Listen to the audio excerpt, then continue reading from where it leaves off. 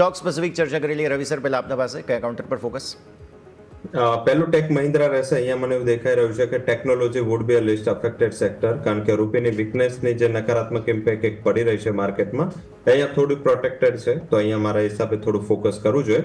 Sir, આપણે HCl tech આપો તો આટલું બધું માર્કેટ કરેક્ટ થયું છતાં એક ગ્રીન ઝોનમાં સારા એવા ટ્રેડથી ટ્રેડ કરી રહ્યો છે. મારા હિસાબે અહીંયા હવે ટેક મહિન્દ્રા પર ફોકસ કરો. 1580 આસપાસ શેર ચાલી રહ્યો છે, ખરીદી કરીને કારોબાર કરવો જોઈએ. 1560 નું સ્ટોપ લોસ રહેશે અને મીન્સ કે 1 થી 2 ટ્રેડિંગ સેશનનો આઉટલુક હોય તો અહીંયા 1620 સુધીનો ટાર્ગેટ આવી શકે છે. તો પહેલું રેકમેન્ડેશન ટેક મહિન્દ્રા રહેશે. Second recommendation would be for SBI life.